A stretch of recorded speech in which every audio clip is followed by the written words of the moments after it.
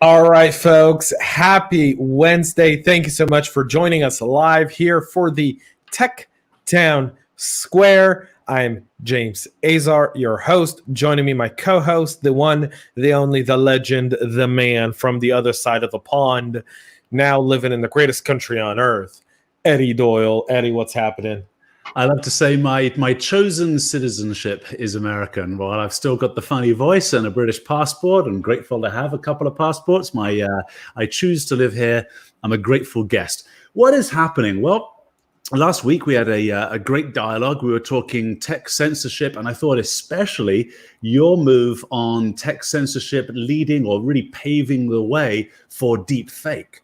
It was something I didn't see coming. I don't think the big tech guys saw that one coming too. But in hindsight, obvious, right? You know, you remove the voice of anyone in leadership, and the people then go scrambling to look for that voice, and the fake voices can pop up real quick. So that was a really interesting angle. I thought it was great. I did advertise last week that I wanted to talk about some scams that I was seeing. So we're going to talk about a few things today. One of the things I would love to talk about are scams on the coronavirus vaccine being available for purchase, and the kinds of people that would fall for this scam, and also the phishing hacks based on coronavirus vaccine emails and other phishing attacks coming to them. And then also have a bit of an open discussion, because this one is mystifying to me. You know, how is it people do fall for such things? I mean, you know, to think that, hey, you can just buy the coronavirus vaccine, to me would be a real stretch. I'd be like, my light bulb would immediately go off and like, really? I don't think so. But it's happening. So, you know, why is that? So let's chat about that. And James, you've got a couple of things dear to your heart this week too, don't you? What's going on in the tech world for James Azar? So we'll get to what's going on in the tech world. I want to say this, though. Before we get started on today's show, for all of those tuning in, watching us live on Facebook, LinkedIn, and YouTube, all opinions expressed in the show are our very own opinions. Yes, Eddie and I have our very own opinions. The idea of the show is that we share our opinions on this very here show, and you're entitled to share yours as well, whether you agree with us or not. We are very tolerant of everyone's opinions.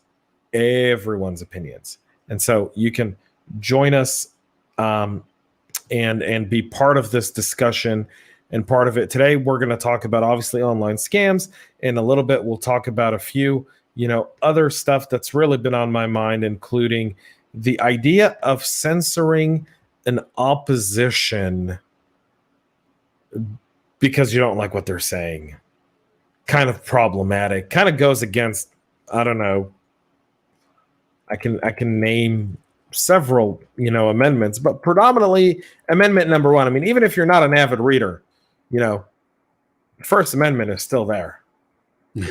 So, freedom of speech, still something that exists. And it's what this nation was founded on. And so, yeah, we'll be talking a little bit about that. We hashed freedom of speech out quite a lot last week, and I thought it was brilliant because, for me, and I love doing this live, ladies and gentlemen. I mean, this is what's great. I learn better, and actually there's science to show that this is true. Your neuroplasticity changes under duress. Now, duress is an interesting word. I don't necessarily mean awful stress. I mean, under pressure. You remember when you studied for your finals at high school or in university? That was pressure. But you remember a lot of that stuff, right? And it's because neuroplasticity changes. Well, in a live format like this, I feel really challenged. And last week, I was really wrestling, really for the first time, truly wrestling with the concept of free speech and should it be limited in any way.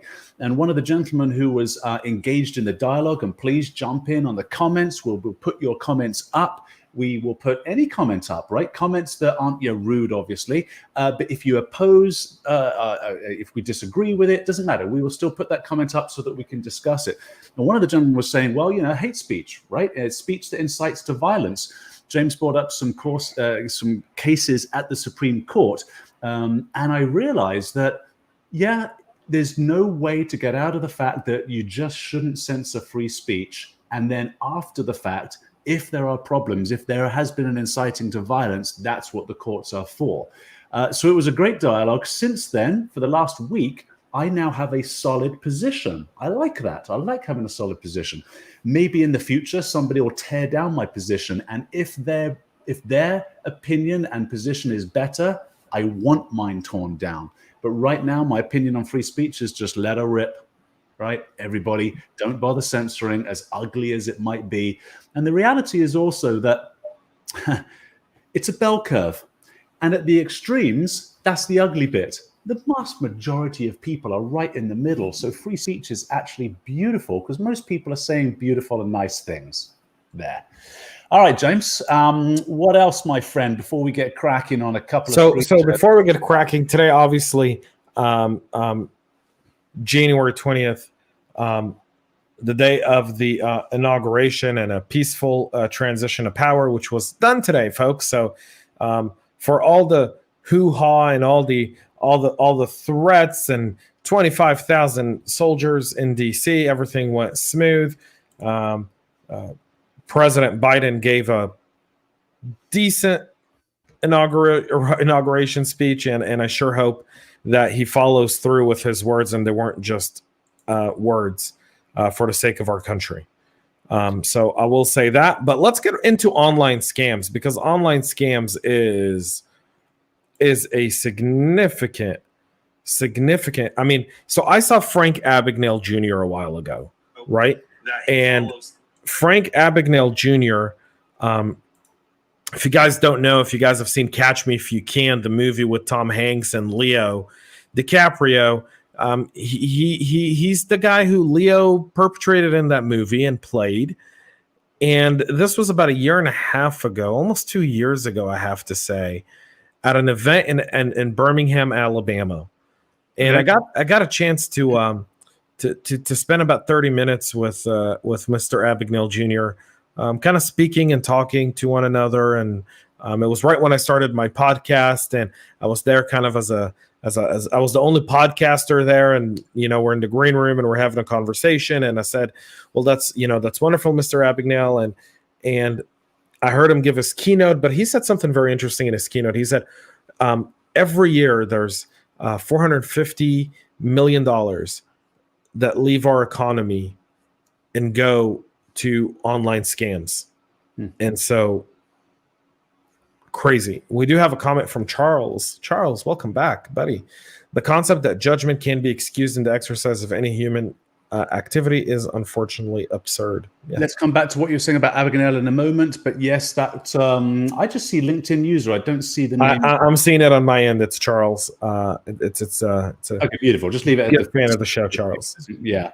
The concept that judgment. Let me just understand this sentence here, Charles, and definitely jump in with some more. The concept that judgment can be excused in the exercise of any human activity is unfortunately absurd. I think that's when I was saying you not to censor free speech, and that if it incites violence after the fact, to allow the Supreme Court to then jump in. I think that's when you started typing that, Charles. I think that's when it was relevant. And I'm a little bit confused as to what it means. I must admit, my friend, I would like you to throw in some more words there. And if you want to, James can even put you on screen, my friend, and we can dialogue about it. Yeah, we can send Charles a link, and he can jump on the broadcast. I would love to know. I would love to have your contribution. So fantastic. And the concept that judgment can be excused in the exercise of any human activity is unfortunately absurd. Yeah, sorry, man. James, are you making anything of that sentence? Yeah, I mean, here's what I understand from it, and I'm going to leave it up for interpretation, and Charles can make fun of me at a later date or immediately hereafter for saying, but is the concept that judgment can be excused, meaning someone's judgment can be excused in the exercise of the judgment of a court. And the judgment of, so I am neither judge nor juror, neither are you, but we as human beings are very judgmental. So the concept that judgment can be excused, meaning I can excuse your judgment in the exercise of any human activity, is even within itself absurd. It's a very sophisticated way of thinking. I'll explain that. Actually, Charles has given us a riddle to start off the show today. I love it. So the riddle is this. And Charles, if we're wrong, just please let us know, buddy. But the concept is that we as human beings are judgmental. we're judgmental human beings to begin with. Sure. So we can't excuse being judgment in the exercise of being an actual human. Meaning, as a human, in your human activity, in your daily communication, in your emails, and the way you meet people, you are going to be judgmental. And trying to do any excuse of that is essentially absurd, because as a human, your first instinct is to judge, right? And this kind of plays into the whole narrative and the idea of prejudice, right? Okay. Almost that, people tend to react different in different situations at different times, not because of an experience, but rather because of a story or anything of that nature. So kind of. I had a saying. I was friends with a psychologist many years ago who gave me a beautiful little tip, which was suspend judgment. And I thought that's really interesting because, as you said, judgment is amoral. It's neither good nor bad. It's just judgment. People use this expression, don't judge me. What they actually mean is, don't judge me poorly. That's what people actually mean, right? What they're asking you to do is to judge them well. So when they say don't judge me, they mean think well of me.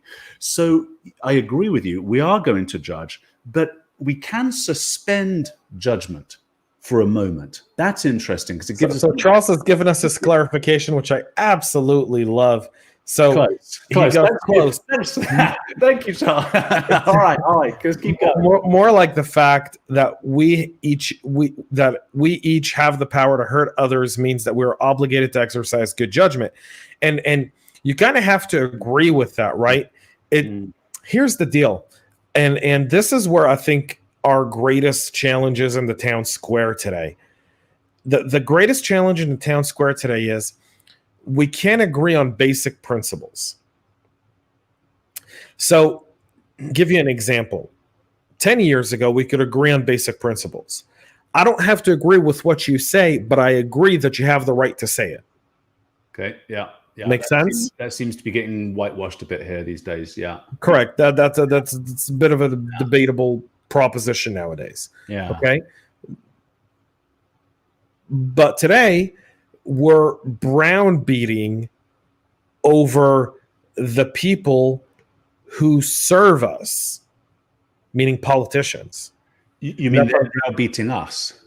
So so 10, 15 years ago, you and I could sit in the town square and have a discussion just like this one in the town square, and we can be completely in disagreement. And I would exercise good judgment in my opinions. And I wouldn't say things to hurt you because I don't want to infringe on your opinion, and the best idea would win eventually, right? I mean, that's just the bottom line.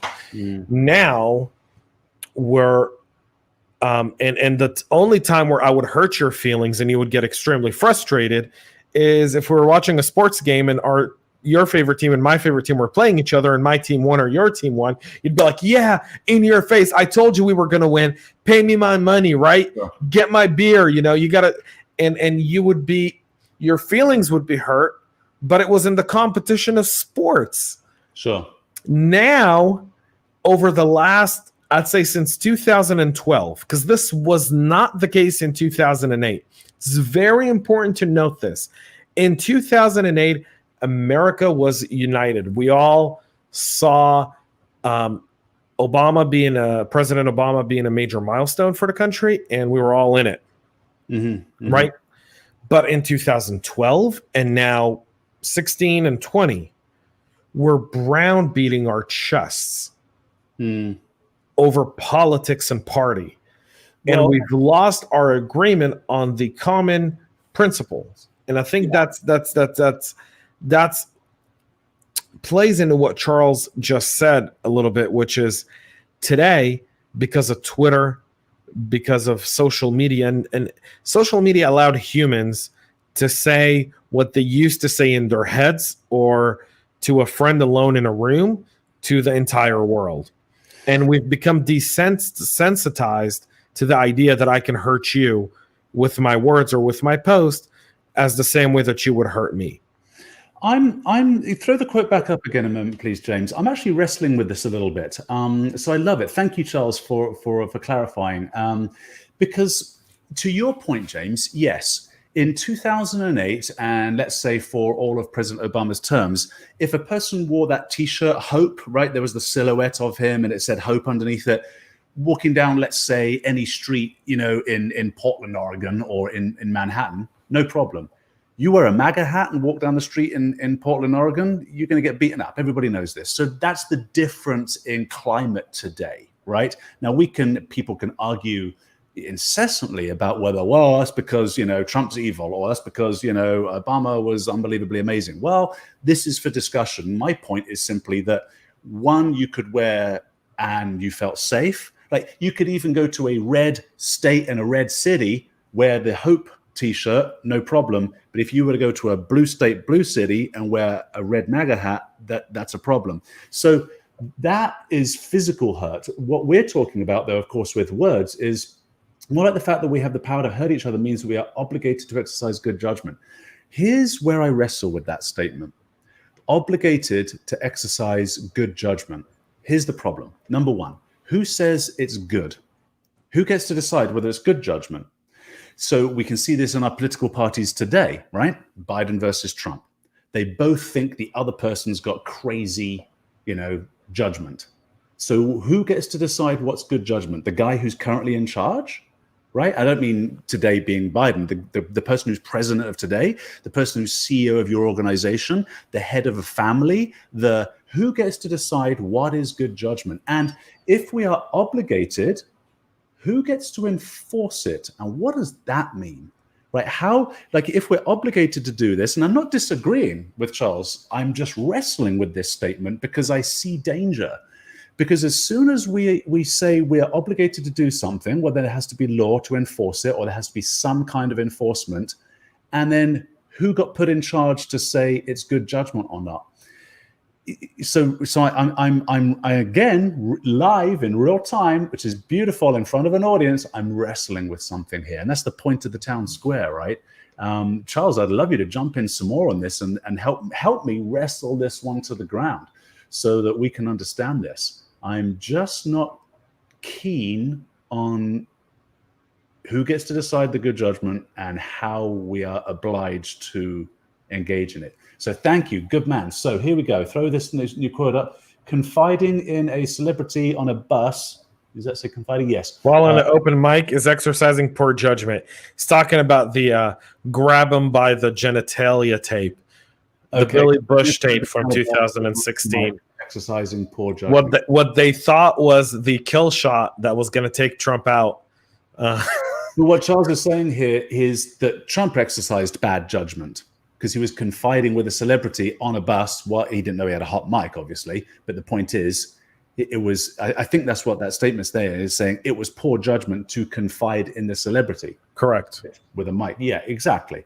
Okay, so what you're saying there, Charles, a little bit less scary than what I was thinking, is that we should exercise judgment ourselves, right, on the words we speak, because words like grab women by the pussy are obviously horrific, hurtful, unkind, and can only lead to the vilification and objectification of women, right? Nothing good about that sentence at all. Very bad judgment, shouldn't have said it.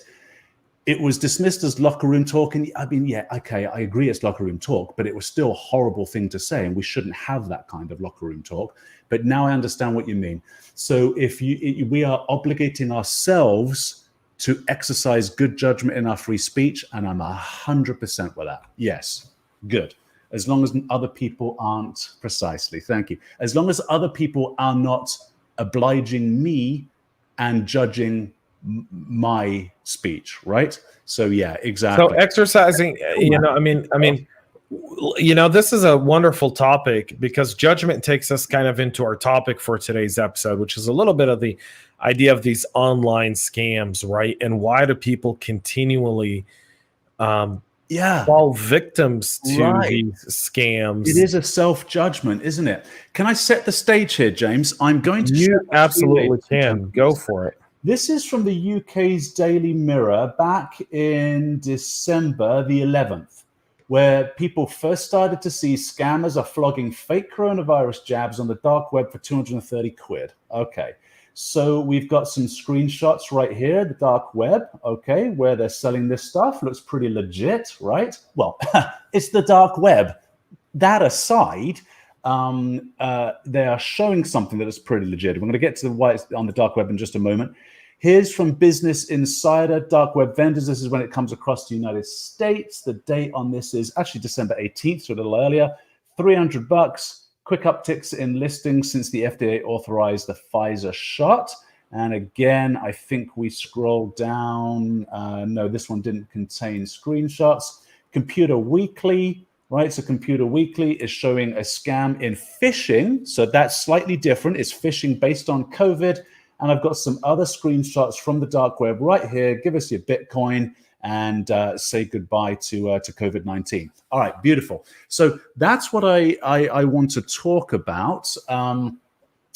Here's the first thing that blows my mind, and I want to exercise good judgment, Charles, in the way I speak. I want my speech to be precise. So what I want to say and what I should say are slightly different, because the want to say is, how on earth could you think that you would get a vaccine from the dark web?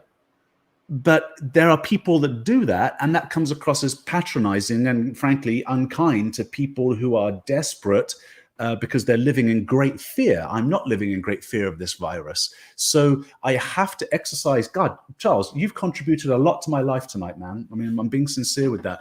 I want to exercise good judgment in the fact that while I might not be, and I'm not, scared of this vaccine, other people are. Even in the face of data, which I think clearly demonstrates that they shouldn't be, they are. So I have to accept this. And I do know that when we're desperate, and I mentioned this on the call last week, when one of my young children, when she was a baby, was unfortunately sick in ICU, and she was less than a year old, you're desperate, right? If a loved one is sick, if something's going to jeopardize your home, your finances have dried up because you've been under, financial lockdown, you haven't been able to get you to your job, you are desperate. So that's the first thing that scammers prey on, is desperation. At least I think so. And so with that, with me trying to empathize with desperation, remembering what it was like for me at times past when I have been desperate, I can see that people will be like, oh, what's this? So at least the phishing scams, ladies and gentlemen, at least it shows that those would work. So you might see, okay, coronavirus vaccine is coming to you real fast. And it's like, oh, I'm going to click on that. And that's your phishing scam, right? That I can see is fairly easy. Actually going to the dark web, I work in cybersecurity and I don't go to the dark web, right? So actually going there, number one, requires a little bit of technical know-how. So people who are going there aren't stupid. And then so you're a pretty smart person to get onto the dark web in the first place. And then to buy a coronavirus vaccine for $300 worth of Bitcoin. Now this is breaking I've got cognitive dissonance on this. It doesn't compute, right? You're smart enough to get to the dark web. You're not smart enough, sorry if I'm being patronizing, to avoid wasting $300 with these threat actors. So the company, Checkpoint Software Technologies, they went ahead and bought some just to see what would happen. And of course, the guy took off, right? They spent $750 worth of Bitcoin to buy the vaccine to see see how they could further trace the dialogue and create a story out of it. And of course, the guy took off. So yeah, why is that? That's a great question. I'd love more contributions, especially from you, Charles. What do you think, James? I mean, help me wrestle this cognitive dissonance to the ground. You're smart enough to get on dark web, but apparently not enough to know that that's a scam. So I think people on the dark web operate in a different in a different approach to buying this stuff, predominantly because a lot of times these deals are done through brokers and not really through first or second party individuals, right? Which I think is really important for people to note is just that. I think the other aspect of it that's often kind of, I don't want to say misunderstood, but underrated in scams is you go to the dark web, it's literally a story. Very few people real human beings, and I'm sorry to say it like that, but real human beings actually buy online. Like that just doesn't Online? like they don't buy from the dark web. No, that's right. Right. I mean, they buy this stuff through other spots and places, but they don't buy it off the dark web. So how are these scammers making any money? Who's buying this stuff then? If you really want to know who's buying it, just Checkpoint is. Security researchers are. That's just $750 for just the experiment and fun and making an article. Right, but they do that, and then they sell it to amateur hackers who want to make a business out of it.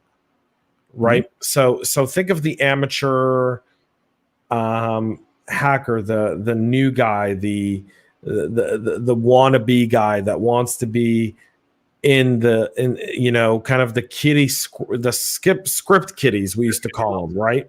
But why would they waste their money on buying some vaccine? Well, they're not wasting their money. Well, they're buying it to prove a point, right? They're either buying it to sell it to someone because they buy it for $200 and then they turn around and give it to someone for $1,000.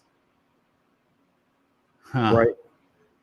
I don't know, man. I can't. I think there's a massive marketplace on the dark web for things like illicit drugs, for things like illicit weapons, et cetera, right? The stuff that you want, like the old Silk Road stuff, that's happening there still.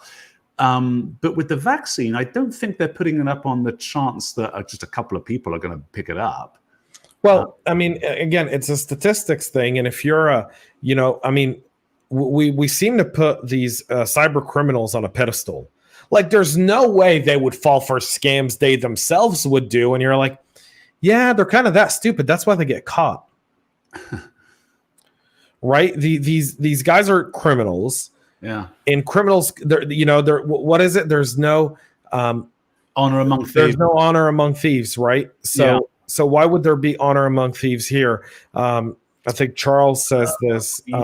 Right. All scams and can run a normal distribution. They, if your population's a million, your second sigma's 20,000 people, and if you get $10 from 20,000 people, you've made $2 million. So okay, the coin's kind of dropping whether what you said and if that was Charles again and what he said, because right. So I'm thinking in my, let's just call it my bubble, right? My American bubble. I hang out with people who are typically a little bit like me, but also across the United States, we are also in a bubble. Now, compare that to, we see a lot of cyber attacks from Eastern Europe and former USSR countries. Don't get upset with me if somebody from the audience is from one of those countries. It's just a lot of traffic comes from those countries, as well as other regions in the world. Now, for those people, it's probably almost a little bit every day to get onto the dark web, to buy things, to buy a dishwasher, to buy, whatever, because you're in a place where you literally either can't afford or it's not accessible to you.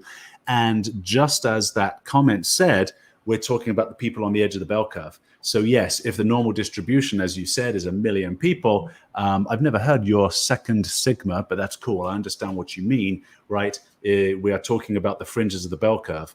And that's the Dropbox business model, in the sense that Dropbox provides tons of freeware, right? So you get free Dropbox. And then I think it's less than 5%, I could be wrong with that number, of people who are like me pay for the additional storage. I do that. But with that tiny 5%, you've got a multi-billion-dollar valuation for a company, which is the Dropbox model, right? So they're sort of banking on that in a ethical way, of course. Dropbox. Okay, but let's take this conversation to the aspect of really the most vulnerable in our population, because you brought up a great point as we were planning for this episode. The people who tend to fall for these scams, the people they target, are typically the most vulnerable folks. So the elderly, the sick, the underserved people, right? They target, they know what they're doing, and they know who they're targeting, and they know who to go after. And I don't know if you've ever, on YouTube, there's a bunch of these videos of, this IRS scams, or, the IRS all of a sudden is getting paid in gift cards. In case you people didn't know, the federal government will never do two things. They'll never, ever call you on the phone and ask you for money, ever. That's not what federal government does. That's number one. Number two, they want the cash they print to come back to them. They are not interested in Apple iTunes gift cards. They're just not interested. But why do people fall for those, right? And the psychology of it is very, very interesting. Yes. So it's the unexpected. I don't know if you've ever heard their scripts and just really not made fun of them, but actually listened to the scripts. The people who write this stuff and to have them say it for the scams. Yes, they play on the human emotion. Cops are outside. We're going to shut down your bank account. We're going to create chaos. And we all know one thing. I think I would be surprised if anyone disagreed with my next statement.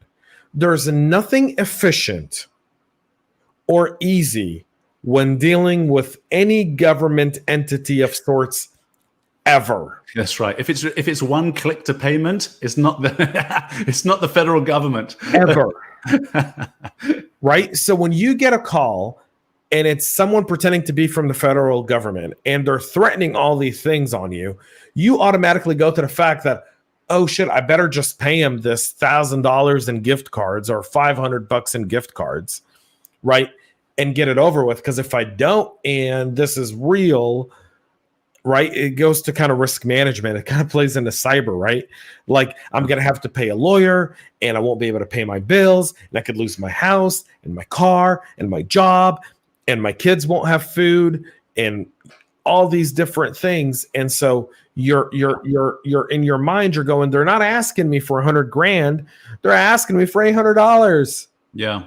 No, the people that script them, I want to talk about those guys because scum of the earth. What? Scum of the earth. Yeah, absolutely. Whether they know it or not, and I suspect they do know it, they're employing psychological techniques that are incredibly powerful. Now, I'm going to pivot into Angry Birds. Bear with me, because it is absolutely relevant to this subject matter. So you remember that Angry Birds game, right? Everybody went nuts for a while. I was even playing it on all my airplane rides.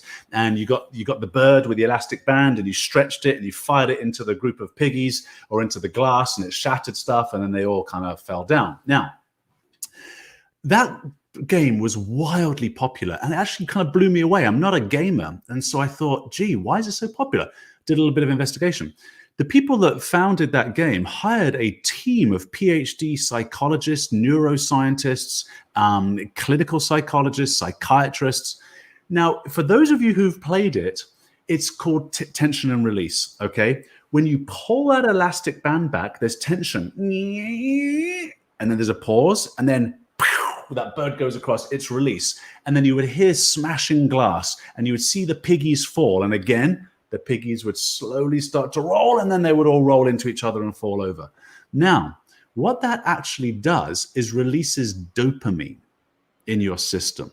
This is and they did this precisely for this reason. This is why it's addictive. This is why gambling is addictive. This is why gaming is addictive, is because the chemical release, the endorphins, the chemical releases in your own body actually provide this for you. So that's on the positive side.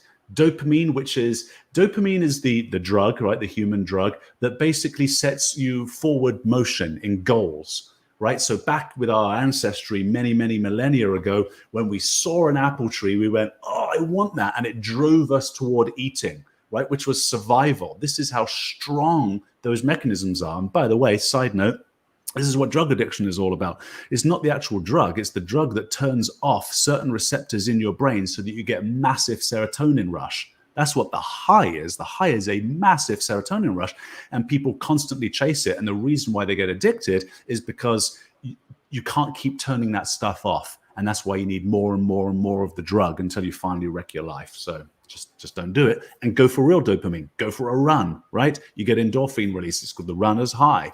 Okay, so back to the scum of the earth scripters for this hacking and phishing scams. They know exactly that with the negative emotion, cortisol. So when you put somebody under pressure, there's cops outside, you got to send this now, you're gonna be investigated, or taking advantage of people who have suffered with COVID or perhaps are older and should take this disease very seriously, right? They've already got that cortisol rush. And what you're doing by giving them a solution to this is you are alleviating that cortisol. And believe me, people will do anything to follow their biology, right? We used to think, I went to university in the 90s, early 90s, right? I studied sport medicine. And back in those days, it was just breaking through, but we didn't quite catch it. We used to think that it was mind over matter. Remember all that? Just grit your way through it. And there's still truth to these things. But in actual fact, it's our biology that creates our personality, that creates our mind, right? That's actually the way around it. It goes completely the other way around. And we are servants to our biology. We're servants to our DNA, right? And so that is how they're able to take advantage of it with very clever scripts that will either provide some kind of dopamine release, because guess what? If you do this now, all your problems are going to be over. Or a cortisol rush. If you don't do this now, there's going to be a big problem. Yet to figure out how to overcome that, though. I like your tips, though. Federal government will never phone you up and ask you for cash, and they definitely won't take credit cards. Here's another tip, then. Gift cards. Gift cards. Here's another tip, then. You got to do it now. That's a clear, like if I'm in a shop, or if I'm buying something online and I suddenly get the thing where or if I'm looking at buying it, if you buy it now, you'll get a discount, but not tomorrow. My response is, screw you. I am not buying now. I'm walking away. To me, if you buy it right now, but only right now, I'm like, I'm out of here. See you later. Right? That's a big telltale sign too. So there's this thing about online scams, and I think it's really important for people to understand. And by the way, I think we're going to see a decline in online scams over the next year. Why? And it's going to be attributed directly into the tech censorship. Go on. So people are going to be spending less time online. As a general rule of thumb, Facebook and Twitter have lost over $50 billion in their market valuation in the last 2 weeks. Really? 50 billion in their market valuation over the last 2 weeks. From the moment they suspended POTUS's account, they've pretty much both lost significant. To them, or is it significant? Sorry to interrupt. So I'll explain. It's significant, and I'll tell you what I mean. I can't back it up by data right now, but I will be able to back it up in April. Okay. And I'll explain why. I can't back it up by data now because the information I'm getting is from people within those organizations. Okay. So it's conversations I'm having in different channels, different spots with people who work within these big tech organizations who are telling me some of this stuff. And I'll tell you, there's a blessing and a curse. All right, so here's the blessing. People are spending less time on social networks. Social media networks were the number one method by which people were getting scammed. That's how those scammers operated. And if you ever doubt it and you want to get real journalism, watch 60 Minutes Australia.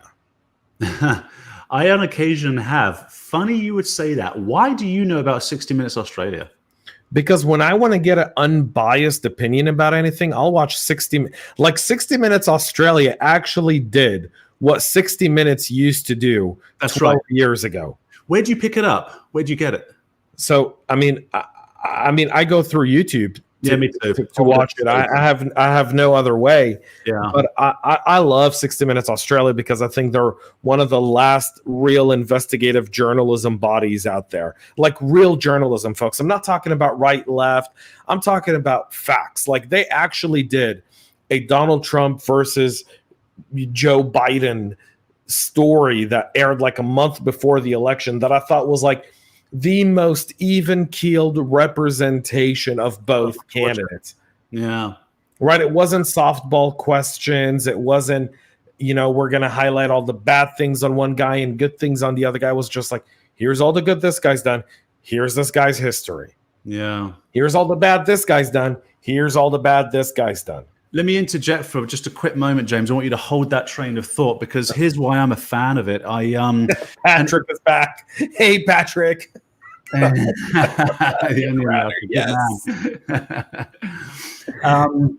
To Charles's point on being obligated to exercise good judgment, 100%. And as you heard me a few moments ago, terrible judgment on Trump's part and a horrible, disgusting thing to say. It's like, really, buddy, you're like, wow. I mean, I can't say enough grotesquity about the awful thing he said. 60 Minutes Australia did an expose on Joe Biden. It was really interesting about rape allegations and interviewed all of the women. And there was one main person, and all documented, all precise. So when she worked for him, these were the circumstances, this was the hallway, these are the affidavits, right? This is what he did to me, awful, horrible human being. And here's my point about tech censorship is just air that everywhere. Why is it I've got to go to 60 Minutes Australia? They refuse to air it in the United States. Now we know why. And I'm not, again, it's a dangerous thing to say, because people are like, oh, wow, yeah, you hate that guy. I'm like, I don't hate that guy or love the other guy. I'm simply pointing something out here.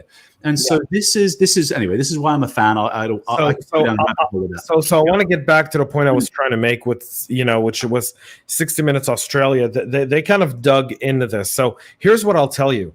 The time that people are spending on social media networks is significantly down. So 60 Minutes Australia did an expose about this about a year and a half ago. There was a scam that was going on in Australia by a bunch of call centers in India, where they were calling Australian senior citizens. They got that data through a breach. They were calling these people and scamming them for money.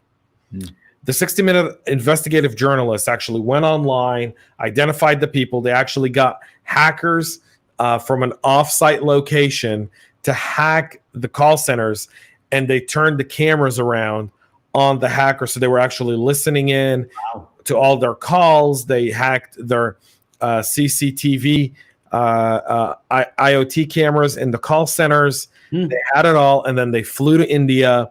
They chased the call center. They planned it with the Indian police, and they raided it. Magnificent story, shows you about, but most of the people that were scammed because of social media. They saw something on Facebook. They saw something on Twitter. Now, with people spending less time on both of those networks, you're going to see online scams change, because now you can no longer use the social media stuff. I'm being told that Twitter lost millions of users in the last 2 weeks. We're not talking about 100,000s. If they actually report their net user loss, which we'll see when they do their quarterly reporting, right? It's going to be in the millions. We're not talking about 100 or 200,000 people that closed their Twitter accounts. And the amount of tweets that are being sent right now through Twitter are 30% less than normal. Well, they were on their knees before the Trump presidency. Yeah, he saved them, basically, right? Well, let's focus for a second on the whole idea of online scams, though, because I don't want us to lose that. Okay. It's a really, really important point to make here, folks, is now that people are going to go back to some traditional sort of media, meaning they're going to turn on their Roku and they're either going to watch NBC or Newsmax, right? Just as an example. I won't give any other network anything like that. They're going back to that traditional which has been suffering. Right. They're going to go back to some traditional media. What you're going to see, though, which is going to be very interesting in the online scam world, is they're going to adapt fairly quickly to this. I'm already seeing scams on Telegram and Signal. And by the way, I'm in a ton of groups in Telegram. And for those that are listening and watching, and you know the debate around Telegram and WhatsApp and Signal, I'm in a group where there's blatant anti-Semitism. When I mean blatant anti-Semitism, they called President Trump a kike, a puppet for the kikes. And now they're calling Kamala Harris the kike ultimate plan to destroy America. I'm sorry, I have to ask, what's a kike? Kike is a degrading term to Jews. Okay. So similar to the N-word with African Americans, right. A kike is what you would call. And they were calling Harris and Trump. What were they calling them? So they called Trump a kike puppet, and then they called Harris the ultimate kike doll. These are actual people that exist.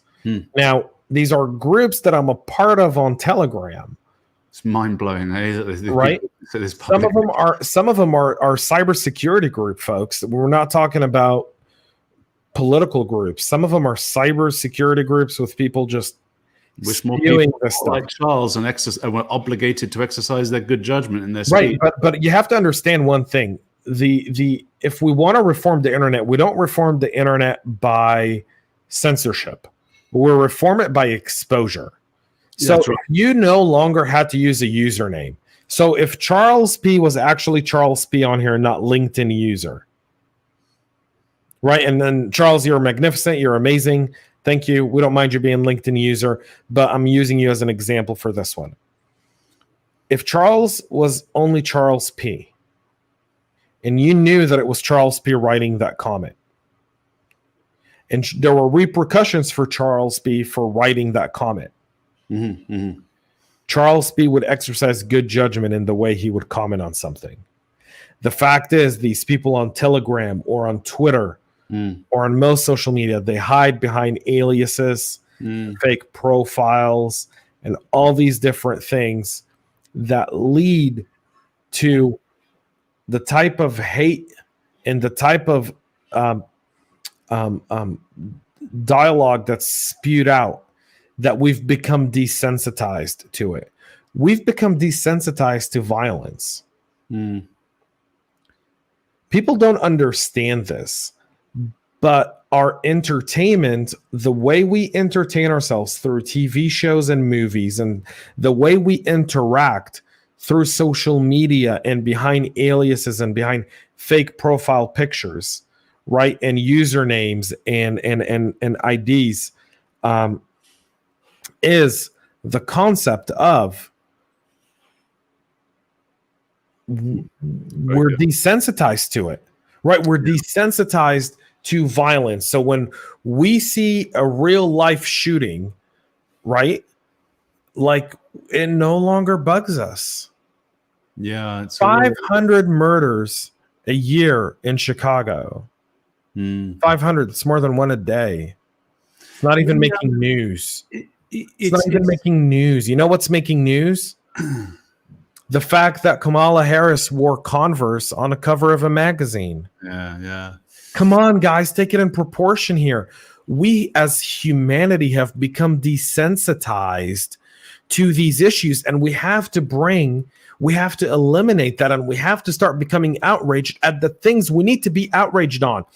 500 dead people in Chicago every single year is unacceptable. There's a psychological condition I want to get to after having a look at Charles's comment here, our LinkedIn user comment. I have often advocated for an 8th layer to the OSI model. Really interesting. And I wonder, Charles, if Bitcoin, blockchain will help us get there, right? Because for me, the promise of blockchain will be convenience. And I'll pivot for a little second and then make sure we come back, James, because I don't want to derail us from this conversation. I was talking to some friends in healthcare the other day, and it blew my mind because I had a couple of surgeries. I've got a problem with breathing through my nose. So I had some surgeries when I was living in Canada, and I needed to get the files to my ear, nose, and throat specialist here in the US to have a look at what they had done. Can't bloody find them. They're in some box somewhere in some basement of some hospital. It's just truly unbelievable that in today's day and age, I can't access health records from only 10 years ago. So I suddenly started thinking, wouldn't it be amazing if the blockchain was Eddie Doyle and I carried all that important information with me, my banking, my healthcare, etc. And then as Charles says, you could maybe layer it into the OSI model so that anytime Eddie Doyle makes an appearance in life, just like in real life, makes an appearance in the online world, we know it's Eddie Doyle. It'll also help us with deep fakes. So that's kind of cool. But back to your observation, James, in the movie Citizen Kane. So I think this desensitization has been going on a lot longer, but has accelerated with the prevalence of YouTube and, people seeing cops get shot, for example. Apparently that's entertainment for some. And so in Citizen Kane, they are up, I think, in a building. It's been decades since I watched this movie. They're looking down at all I think they might be on the Eiffel Tower. They're looking down at all these people look like ants. And the main guy is having a conversation there, and he's saying, look at all those poor souls down there. If they all got wiped out, I'm paraphrasing, we kind of couldn't care. But if somebody you know personally dies, it's a travesty. Well, what a strange disassociation with travesty people have if 1,000 people that look like ants at the bottom of the Eiffel Tower all of a sudden just evaporate versus one friend that I'm standing to at the top of the tower suddenly keels over and dies of a heart attack. And that's the heart-wrenching moment. I'm simply making the observation that it's a very interesting psychology, and it's been going on for some time. Patrick mentioned Glacier Archived. What? Glacier Archived? What Glacier Archived. You might have to jump in there again, my friend, and explain that one. We would love you to. We've had previous folks explain stuff, so please jump in. Please do so. So yeah, that's why I think we have this. Let's call it a syndrome, James, is because it's built into our psychology anyway. When we disassociate with large crowds, and as you say, 500 people in Chicago, we're like, whatever, right? But if my neighbor gets shot, my life's going to adjust big time.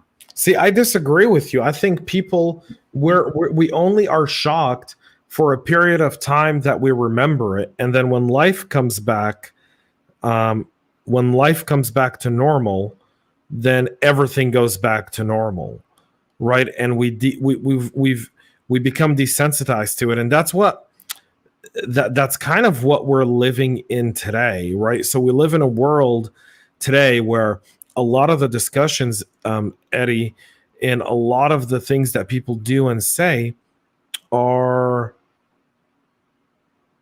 unimpacted. And we've got a bunch of comments here, so let's bring those on. Patrick, you need to come on this show, man, because he understood what he meant. He means AWS remembers everything. Lol. Right. Absolutely. Thank you. And Glacier Archived is that's AWS deep file storage. Patrick, AWS does remember everything. Although very interesting, I was speaking to someone from AWS, and they said that since they deplatformed Parler, they've lost some aspect of business as well. So again, it's going to be very interesting because what's happening, folks, is what we're watching is the shift. And the shift is going to impact so many different things. It's going to impact the way consumers consume stuff going forward. It's going to impact the way scammers scam. And I'm telling you, in Telegram, I see scams running all day long. Pay me $10, I'll give you a 1-year membership to Netflix or HBO or Hulu. You don't have to pay me $10 a month. You pay me $10 right now. I'll give you credentials and you can use them. And I promise you they work. And, we've played around with it. And Patrick brings up here a great thing. Doesn't play into our mental health if we're really taking everything terrible in this world that can lead to depression. Yeah, it can. But then here's the thing. You're right. If we focused on everything that's terrible, it would lead to depression. But then right now, what a lot of the information that's being fed is driving fear and it's driving division. So, terrible news are sad, but what they do is they bring people together. When 9/11 happened, it brought people together. When July 11th happened in the UK, July 7th, I'm sorry, it was 7705, the terror attack in London. It brought people together, right? But why is terror the only thing that brings us together, right? What is the fear of people being together and united, right? And kind of uniting behind an idea or a concept. Right now, we're being told all bad things are someone else's problem, and that's a normal. We need to get used to it, right? 500 people a year dying in Chicago, normal. We should be used to it. It's not a big deal, right?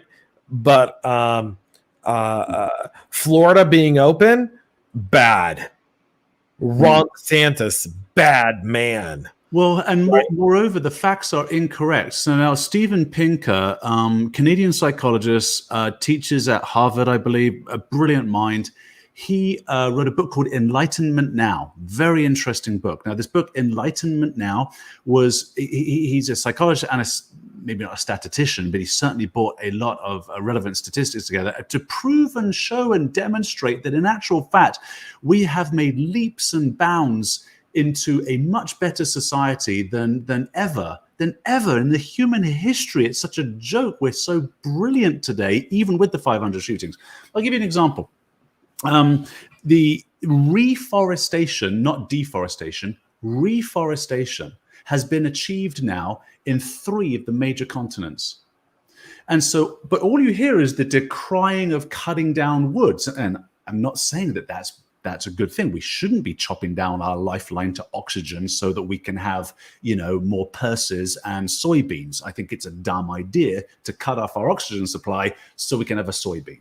But reforestation has actually been in effect in 2 continents for decades. And now the 3rd continent, which I believe is Asia, now plants and grows more trees than they do cut down. There's never been a better time to be alive, folks. Let's read this comment here. Human nature is to care for your tribe. You're absolutely right about that. People spend their attention on things they want, not that they need in the long term. But that's our generation, Charles. And I'll debate you on this one. And I'd love to have you on the show, and we can debate this piece as well. In the future on the Tech Town Square, we do want to send people links to come on and debate us and turn on your camera, turn on your mic. You don't have to be perfect. You don't have to look great. Just join us. Patrick's seen us do it a few times with the CV stuff that we do tomorrow morning at 11 a.m. It's great. It's wonderful. People should do it. We want to do it on the show as well. I will say this, though. Our generation cares about the short term. If you go back 2 generations back to people who experienced World War II, all they cared about was the long term. They didn't care about the now. They knew the now was done. They knew there was no fixing the now, that it was going to take decades to recover from what they saw and what they experienced. So they focused on the long terms. That's why the best years on this planet were the 60s, 70s, 80s, and 90s. Then as that generation went away and that short term, give me now that immediate recuperation. I want the like right now. I want the view this very moment. I want the comment right this very second. And if you don't give it to me right now, Eddie,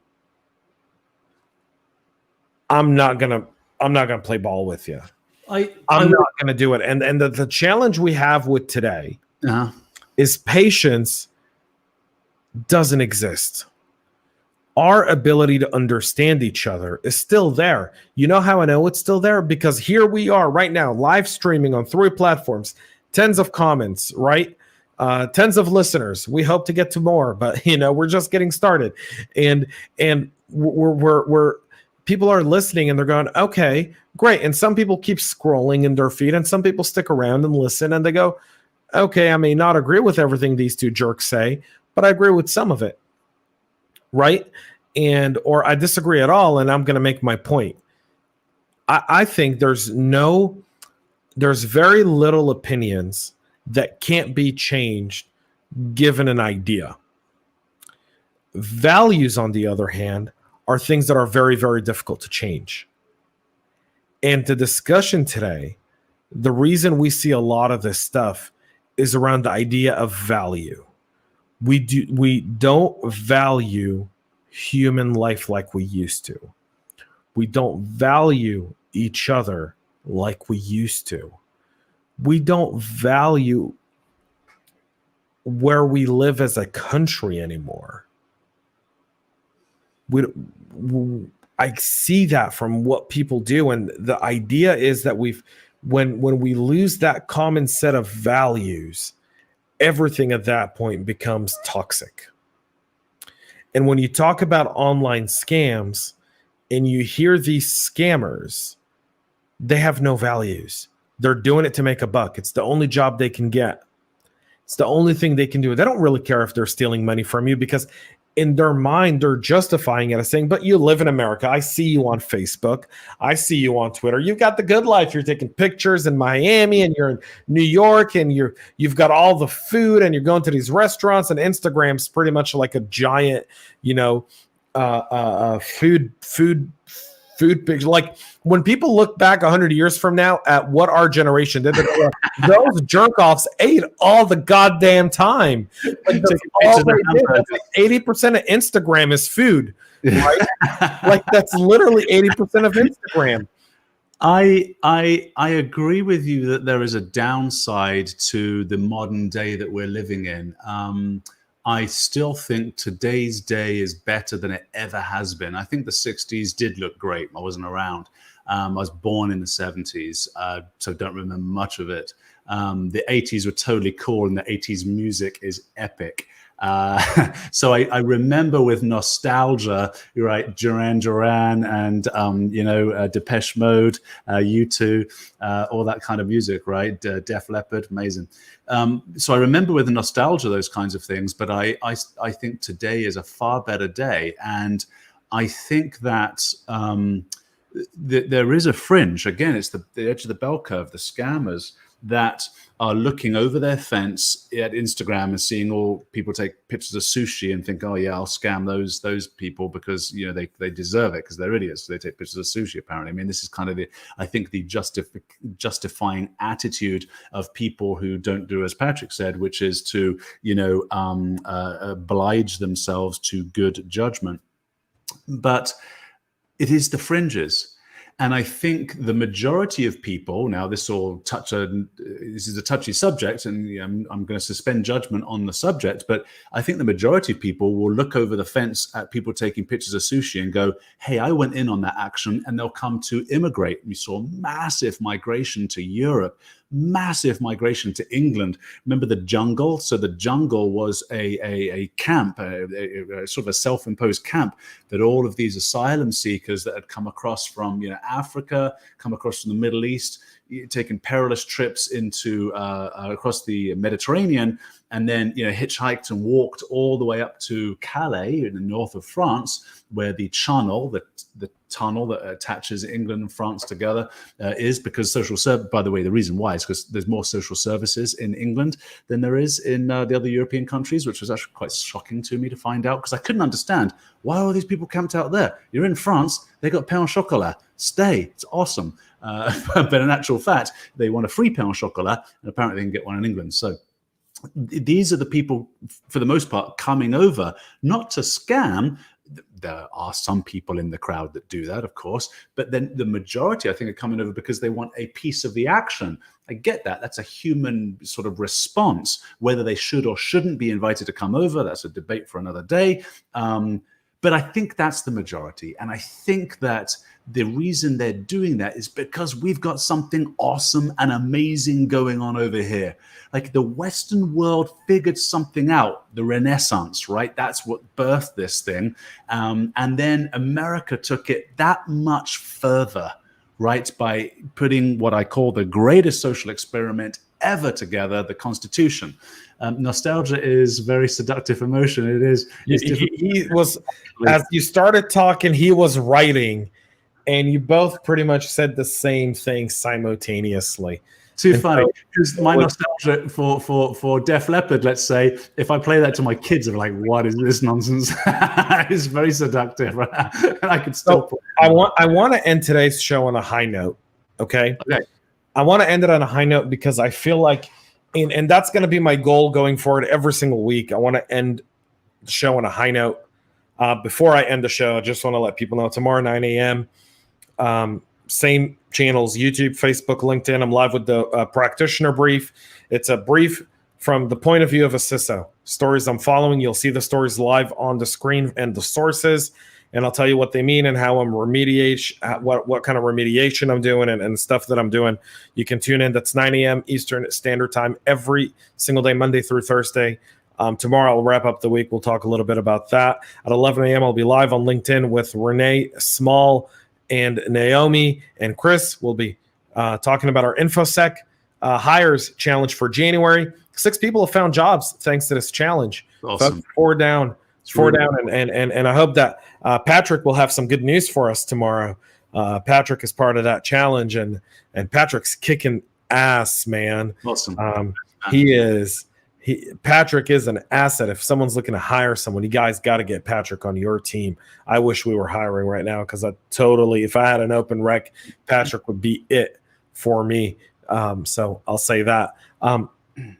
And so I want to say those things, and that's some, and we're here weekly, every single week, 7 p.m. Eastern Standard Time on LinkedIn, Facebook, YouTube, and Twitter. You can watch us live, join in, and please share and comment. I mean, the whole point of the show is it's not just me and Eddie. We don't know everything. We don't understand every viewpoint, and we want to understand the people who we can understand, and we want those people to also understand where we come from as well, because that's the only way we make progress. Progress is only done through understanding, not through oppression or submission.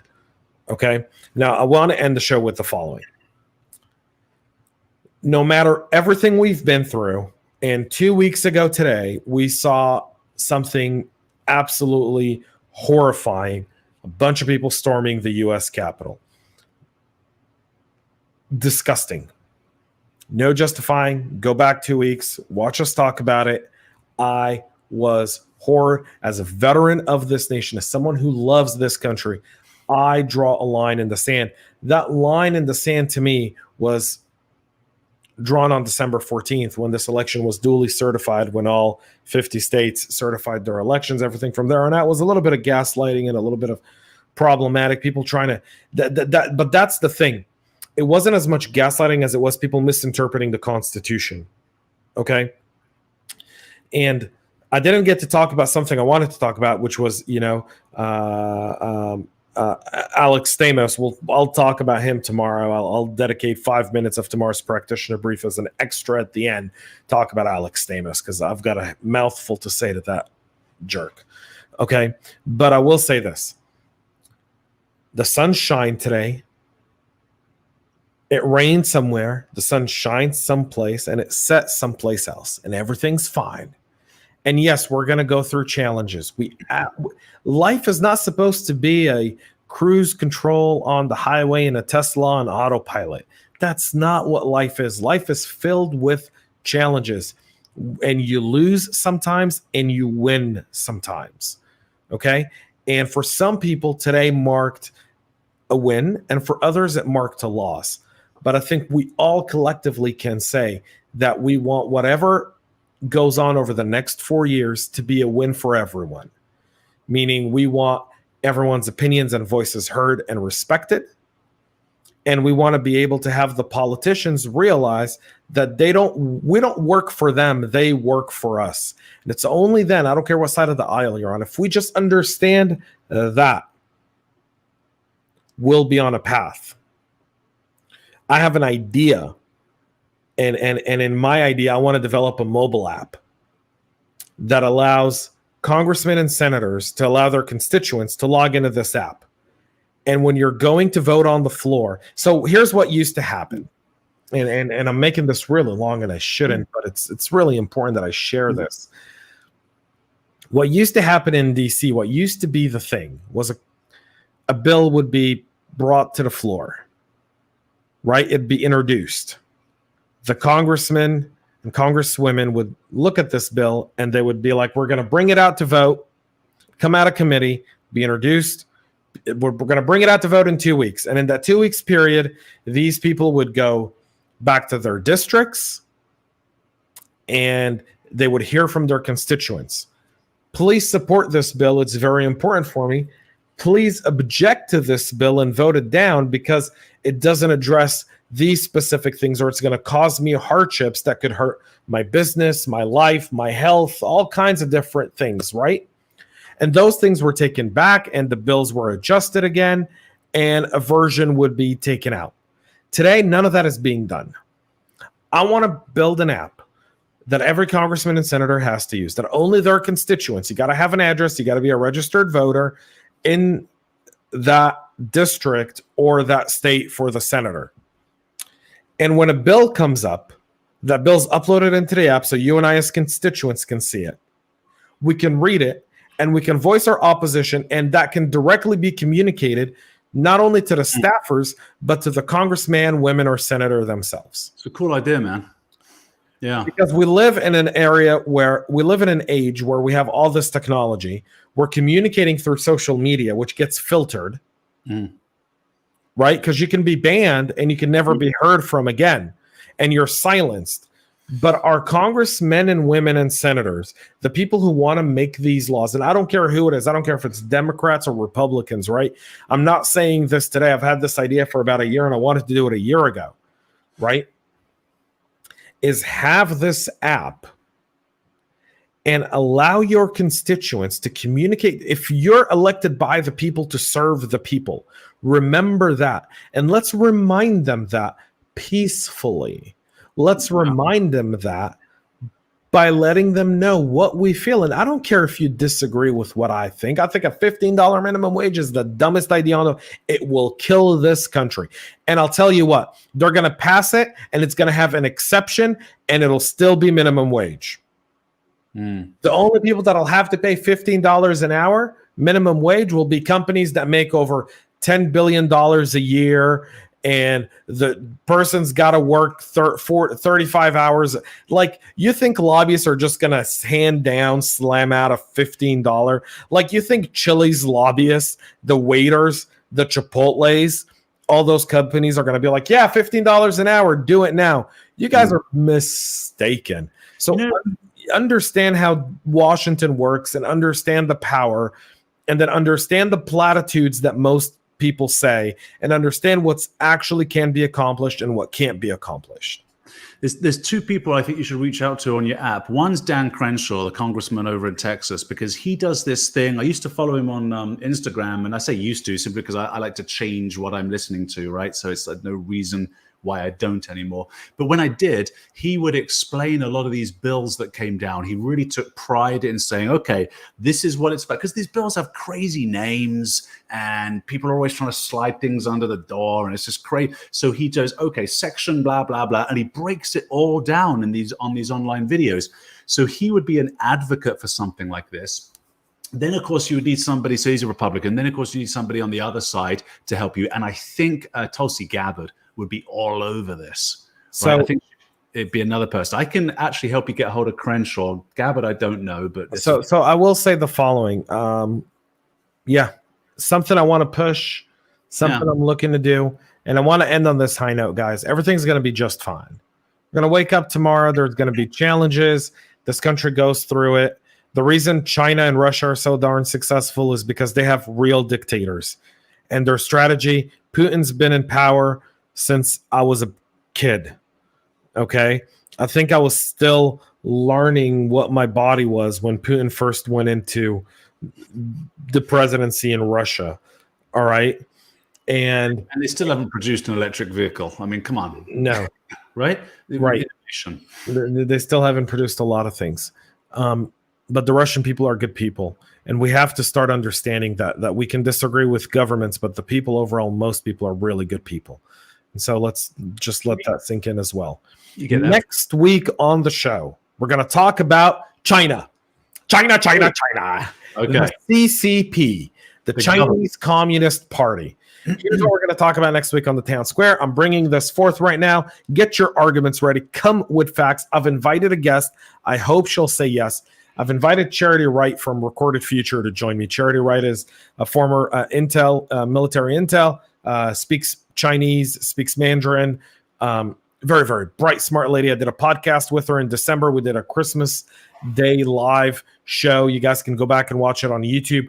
Brilliant, brilliant show. We talked a lot about China and misinformation and disinformation. I want her to come and help set the facts straight. Charles says, let's say China. All right. So we don't want to talk about the Chinese people next week, because the Chinese people, and predominantly a lot of them, are very, very good people. We want to talk about the Chinese Communist Party and China and their strategy around collecting data on the world's population, around giving predatory loans to countries, and some of the stuff that they're doing, and why we as a nation need to kind of come together and kind of start making some issues not be bipartisan, but rather national issues. There's some issues Healthcare can be bipartisan. Social security can be bipartisan. Government spending can be bipartisan. But for knowing that China is bad and is an adversary to our nation and sees itself overtaking the US and making us into their system is bad for our nation, because we would lose all of our freedoms at that point. I don't care what side of the aisle you're on, right? Iran, bad. And yeah, we will be talking about state-sponsored threat actors. We'll be talking about their cyber stuff as well. We're going to go into next week, definitely around the whole idea of what China's all about. By the way, Charles, if you go to YouTube, look up the Cyber Hub podcast channel, and you go to our lives, you'll see a special broadcast with Charity Wright. You can actually look it up, and we talk about it. It's a great little thing to listen to if you got some time before next week. I'm hoping Charity will agree to come on next week and be with us, even if it's for 15, 20 minutes, just to share some of her knowledge. She's unbelievable, one of the smartest people I know, and very, very knowledgeable and very, very apolitical. So you're not going to know what she thinks. She's just going to lay down the facts. And that's something I appreciate with her, because she's not going to cater to any one person saying one thing. She's just going to let you know that's true, that's not true, Sweet. that's partially true. Here's more context to it, and that's what we want to bring on the show. So that's going to be next week. Thank you guys so much for tuning in. Eddie, take us away, buddy. Fantastic. Well, it's easy for me. I'm a cup 3/4 full guy, so easy for me to be optimistic and happy. I'm lucky and blessed with a disposition that just generally is happy. So I'll say this. Great quote by Walt Disney. He said, "I am part of all whom I have ever met." I heard that quote probably 25, 30 years ago. And just a shout out to Charles. You made me think today. It makes you part, right, of me. I am part of all whom I have ever met. So it's wonderful, and I'm grateful. So thank you for doing that. Thank you, everybody else, for being here. James, I can't wait for next week, my friend. This is going to be amazing. In the meantime, be awesome, everybody. It is, folks. Until next week, guys, stay cyber safe. Take care. Cool.